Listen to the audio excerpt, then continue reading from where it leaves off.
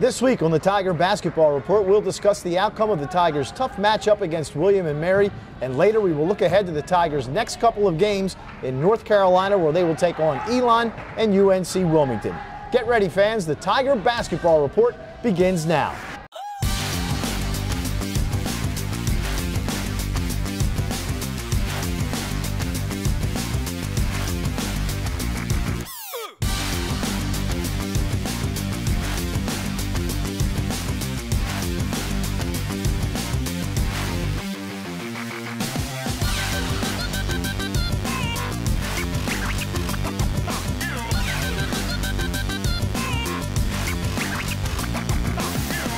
Hello, Tiger fans, and welcome to another edition of the Tiger Basketball Report.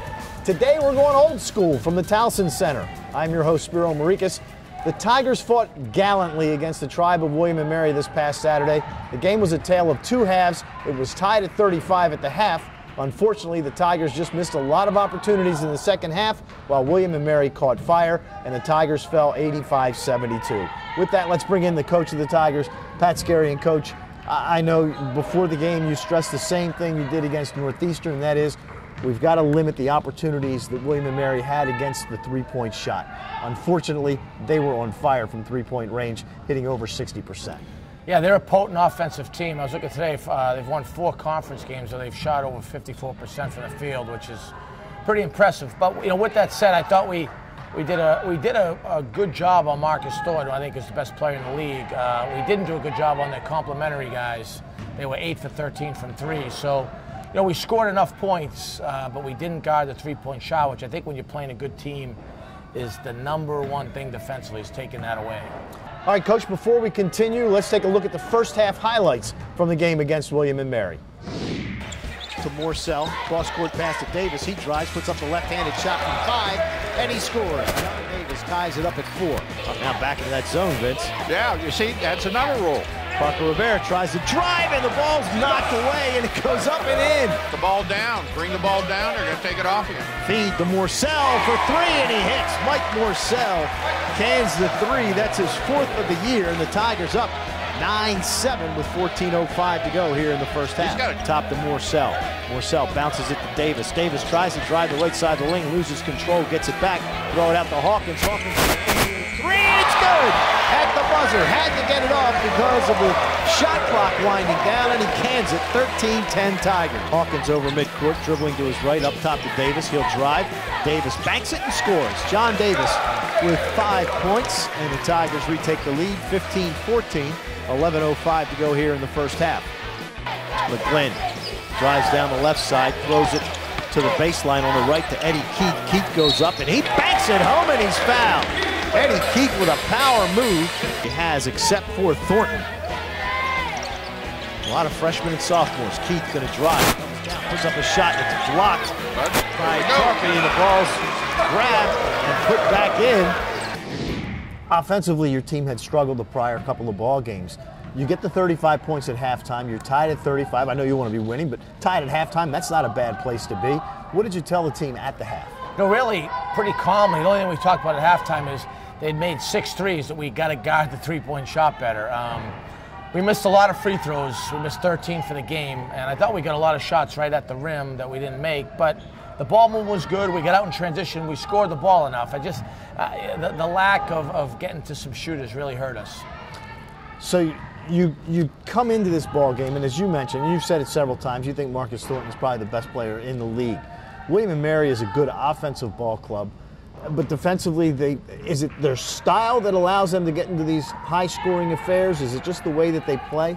Well, I think you got 2 choices. You either got to just try to keep scoring and outscore them, or you've got to really, for us, do what you do and really grind them. And we had told our guys coming into the game last year, you know, in 2 regular season games, he was 6 for 30 against us. We said he's going to shoot. Whether he's making or missing, he's going to shoot. Let's just make him take tough ones. I think we did. But they become a good club when, you know, Pruitt, Dixon, some of those other guys get open for threes, and they did. And that's what really hurt us. There were about 3 or 4 sequences in the second half where we missed a shot at the rim or missed a free throw, and then it led to a transition 3, and you know, just that's what caught up to us and ultimately led to our demise. Going into the game, William & Mary was third in the league in rebounding margin. You were first in the league in rebounding margin. And you did have an advantage on the rebounds. But instead of having, like you had earlier in the year, 10, 12, 13 rebound margin, now it's like 4, 5, or 6. Is that big of a difference for you guys? Well, it is. I think we need to be a plus 8 to 10. We talked about that a lot today at practice. The only thing I'd say, in fairness to us, when you miss 13 free throws, it's going to be hard to have a really. We got 2 of them, but it's hard to get 7 or 8 or you miss free throws. So sometimes that's the only thing that skews it a little bit. I think we're doing a good job of getting on the offensive glass because our offensive rebounding percentage has still been pretty high. We've come to our first break. When we come back, we'll discuss the second half of the William & Mary matchup, as well as Towson's standout players of the game. The Tiger Basketball Report with head coach Pat Skerry will return right after these words. Brian Vickers, Aaron's sponsored driver. He doesn't just love racing, he lives it. We got the paper! Woo! His pit crew follows him everywhere. Oddly, so does his boss. Right, sign that. Yeah! And his passion for racing is rivaled only by his passion for errands. No credit needed. I'll take it. Woo! Congrats. Errands makes owning easy through lease ownership, so you can own the life you want. You'll find it on the sidewalks of Little Italy and on the porches in Catonsville. You can see it when friends meet in Mount Vernon. It's pride. Pride in our city, pride in our people. That's why MedStar Health is building the most accessible healthcare system in the region to look after everyone from Lutherville to Locust Point. So no matter where you go, no matter who you are, you're never far from MedStar.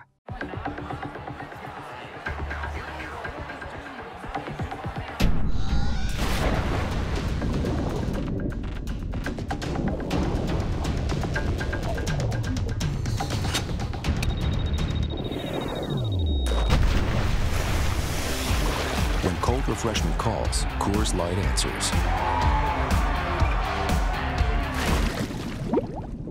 Frost brewed Coors Light, the world's most refreshing beer.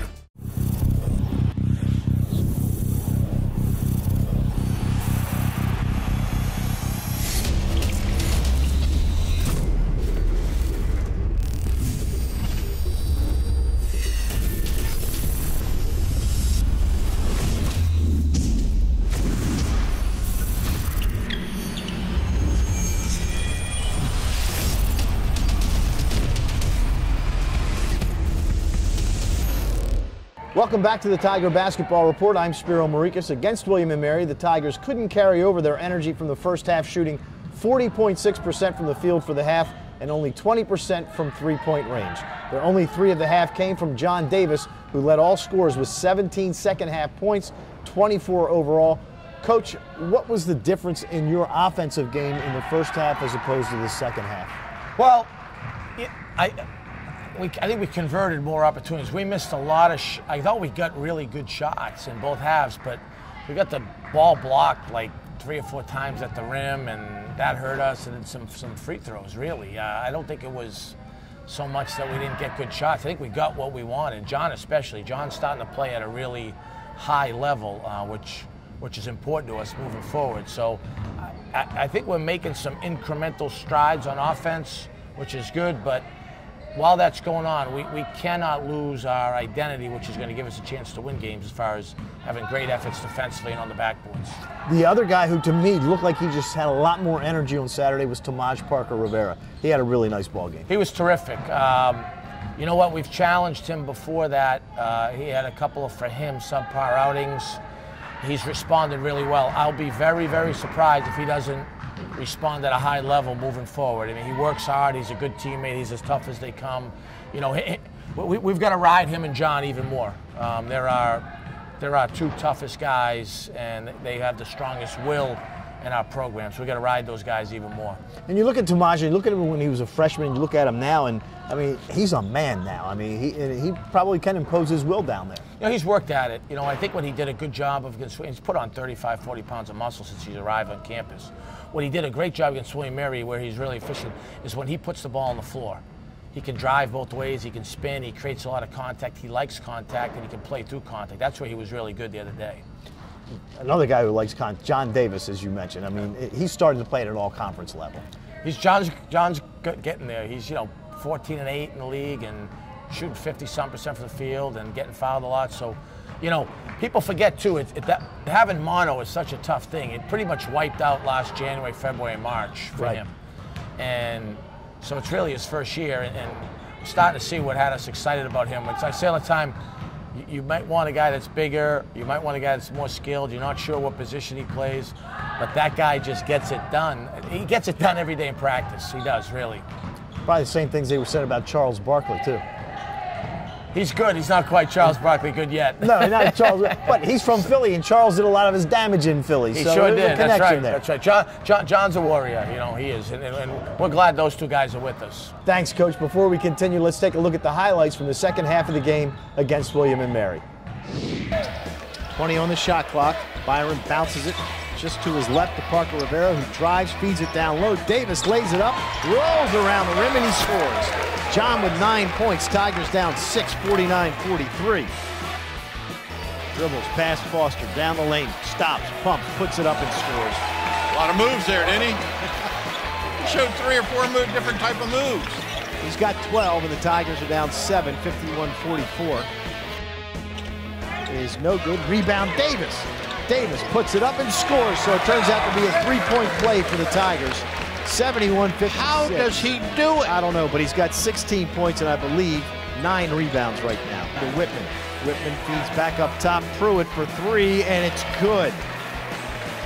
12 of 18 from 3-point range for William and Mary. 74-56 with 5:35 to go. Right side to Morsell, fakes the 3, he dribbles in. Scoop shot, rolls around and falls. A little run here, a little run. 60. Morsell with 5. 15 seconds left, Davis with 3, and he hits the 3. Might as well do that. Davis has done everything else. That's his first 3 of the season, and he's got a career-high 24 points. Keith going to launch a 3-point shot from way out, and that's it. The ball game is over. Tigers fall 85-72. Coach, we'll talk about Elon and UNC Wilmington coming up a little later in the show. But one thing that has to concern you right now, 1-5 in the conference, how do you keep confidence level up? Well, you win some games, get some results. Kids are pretty resilient. This group practices the right way. I think what we've got to do is eliminate some of those execution errors that have hurt us, whether it was Drexel, Delaware, Northeastern, and a couple of those games right before we got to conference play. If we can do that, we can quickly right the ship. And with having so many new guys or a couple of returners changing roles, yeah, it's a concern, but like I said, we haven't had that clunker of a practice. So I think if we keep that up, we'll find our way. The other thing is, and we've talked about this on the show and on the pregame shows on the radio, is in this conference, any team can win any night. So there's no reason why you can't rip off 5 or 6 in a row. No, there's no reason at all. I mean, you got to get the first one and then kind of go from there. And I would imagine, whether it's good or bad, we're going to have a whole bunch of games that are going to come right down to the wire moving forward. All right, well, when we come back on the other side of this break, we'll see how the Tigers are preparing for their 2-game road trip to North Carolina against Elon and UNC Wilmington. The Tiger Basketball Report with Pat Skerry will be back in a moment. Can we get a little help? We've got Pepsi. What if we just take 15 minutes? Halfway through the game? They got Pepsi. Boom, boom, boom. So what do we call that? Halftime. I like it. Even the first halftime wasn't halftime without Pepsi. See Katy Perry live in the Pepsi Super Bowl 49 halftime show. White Market's ice cream plant is based in Sunbury, Pennsylvania, and locally owned and operated. We've been making our ice cream for nearly 50 years. We create roughly 70 flavors of ice cream right now. We use local ingredients, especially our cream, which is from our milk plant. The cream is what gives our ice cream a rich and creamy texture. Now, together with our customers, we've created a product called Peanut Butter Indulgence, which will be coming out this summer. It's a peanut butter ice cream with sea salt caramel swirl, chocolate-covered pretzel. How could you go wrong with that? Personally, I love our ice cream. If you come to our house at any given time, you'll find at least 5 packets of ice cream in our freezer. Our kids grew up eating Wise quality ice cream, and now we get to treat our grandchildren to it. It's been a pleasure for me to be tasting ice cream for over 40 years for Wise Markets, and I'm loving every minute of it.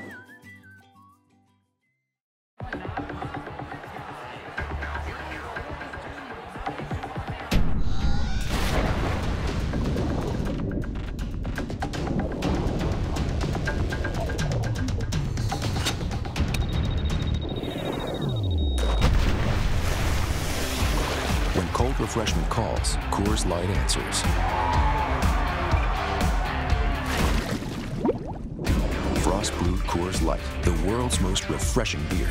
Mariner Finance is a consumer finance company, so we offer personal loans. Mariner Finance is a great place to work. It's a great thing for anyone with the entrepreneurial spirit. Everybody in every office has an opportunity to achieve and grow. Be your own leader. Be a leader amongst the fellow coworkers in your office. The training and development that we do at Mariner Finance is one-on-one. Someone who has been there, done it, experienced it. There is no better feeling. Learn with us. Grow with us. Run with us. Welcome back to the Tiger Basketball Report. I'm Spiro Morekas. The Tigers will be back in action this Thursday at 7 o'clock in Elon, North Carolina, where they take on the Phoenix of Elon inside the Curry Athletic Center. After that, the Tigers will travel to Wilmington, North Carolina to take on UNCW inside Trask Coliseum. Coach, in your last matchup against Elon here in CQ Arena, you defeated the Phoenix 57-53 for the first conference win of the year. Elon goes on to beat William & Mary in their next game before losing 3 straight. That first game against Elon, they've got a couple of talented guys, Tanner Sampson, that crew. They can shoot the ball from the outside. You know they're going to want second digs at you guys. Yeah, they'll be ready to play. Matt Matheny does a really good job. They're well coached, they're tough, they're talented, so we got to be ready to play. I think the biggest key going into that game is we've got to take away the three-point shot. The games they've won, they've made double-digit threes, and Sampson and Elijah Bryant are 2 major weapons. What was it about the first game that you were able to hold them down to 53 points? Well, I mean, they're capable of making shots. They got good players. You just try to make them take tough shots. But I thought our energy and our attention to detail was really high right out the gates. And then obviously we had really good ball movement on offense. Towson, in that game, you win 57-53. You jumped out to a big lead. Then they came back, which we've seen a couple of times this year. But you were able to hang on and win that ball game late. And I know you were excited about that after the game, the way that your team responded after having some adversity, after taking a lead. I had unsuccessfully hoped and believed that kind of giving up a lead would help us kind of grow for some earlier struggles. So we did that night. We haven't since. So it would be good for us to have some good fortune and get back to having some of that ability to close out a game. What about first time this year playing an opponent for the second time? Yeah, I mean, there'll be some adjustments, although, you know, there's always a measure of teams have to do what they do. But we've obviously been through the tape quite a few times and got into some heavy preparation today with some things they hurt us with, and hopefully we can rectify that. All right, this is a different kind of a trip because it's not one game up and back. This is a 2-day road swing, which back in the days of the America East and the Big South, Towson used to do a lot, but since joining the Colonial, haven't done it. I know you've been on teams that have taken long road trips.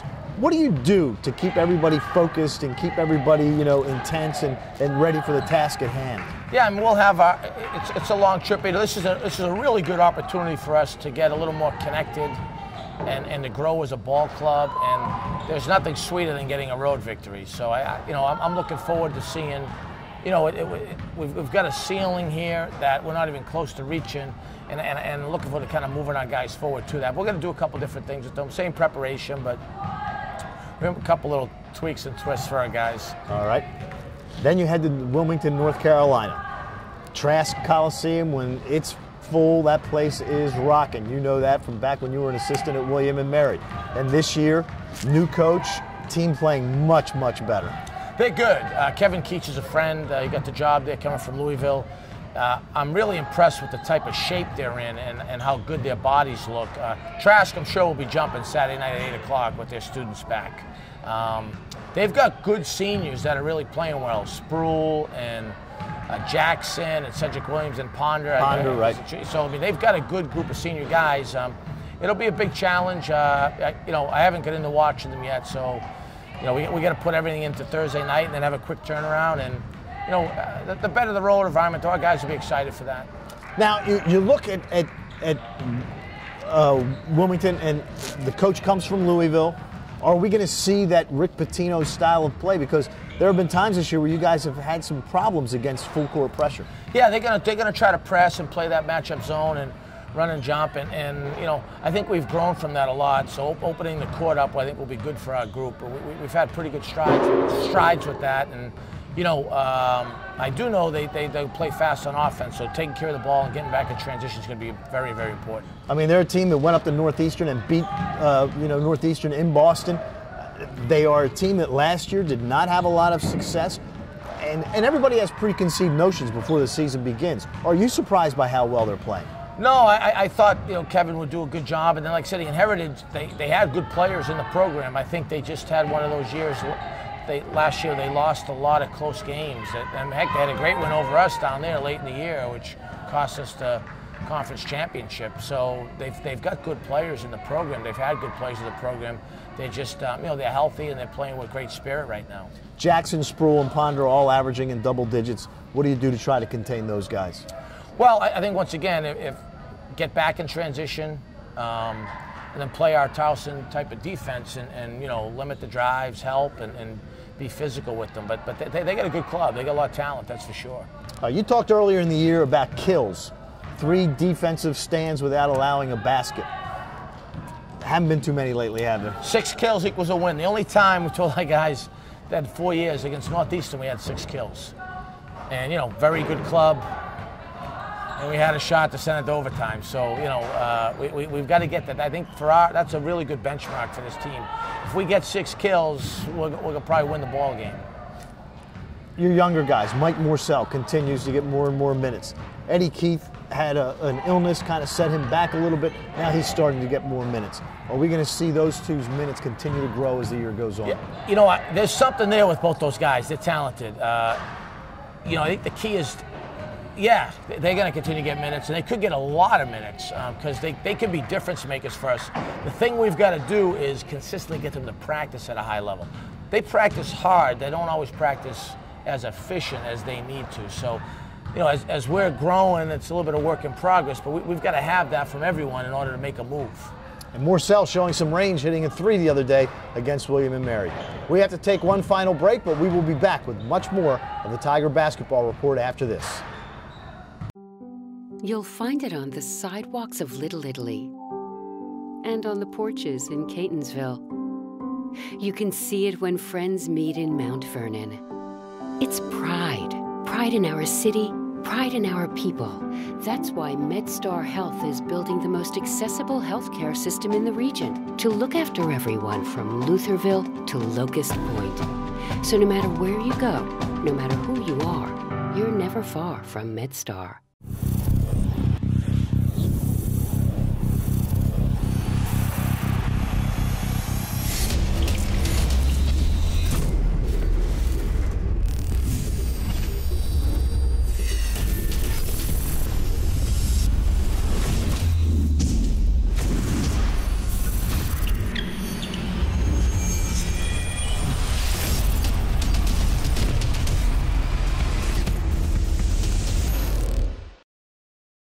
Vickers, Aaron's sponsored driver. He doesn't just love racing, he lives it. We got the paper! Woo! His pit crew follows him everywhere. Oddly, so does his boss. Right, sign that. Yeah! And his passion for racing is rivaled only by his passion for errands. No credit needed. I'll take it. Woo! Woo! Congrats. Aaron's makes owning easy through lease ownership, so you can own the life you want. Right now, you can get a single line with 3 gigs for $65 a month. 3 gigs, is that a lot? That's about 100 app downloads, 45 hours of streaming music, and 6 hours of video playing. And 5 golden rings. I see what you did. 4 calling birds, 3 French hens, 2 turtle doves. I really went for it there. Yeah, you did. You really, really did. Now get 3 gigs of data on one line for $65 a month. Switch to AT&T, buy a new smartphone, and get a $150 credit per line. Welcome back to the Tiger Basketball Report. And Coach, thanks for joining us. Good luck against Elon and Wilmington. Let me ask you this. You can talk to popes, you can talk to kings, you can talk to presidents, but you can't talk to officials. That's a great point, Spiro. I just wanted to let you know, as we go on this road trip, we need a little luck, we need a little fortune, and I'm going to hope for some right here. My wife will be jealous. As we have mentioned, the Tigers have 2 games in North Carolina at Elon and UNC Wilmington this week. Towson takes on Elon Thursday at 7 before taking on UNC Wilmington Saturday at 8. Coverage starts at 6:45 Thursday and 7:45 Saturday with the Coors Light Countdown to tip-off, hosted by myself on CBS Radio 1300. Make sure you tune in or follow the action online at TowsonTigers.com from your smartphone or tablet. Saturday's game against UNC Wilmington will be broadcast on the American Sports Network as well. Thanks for watching another edition of the Tiger Basketball Report, and I want another kiss if they win on Thursday night. Go Tigers.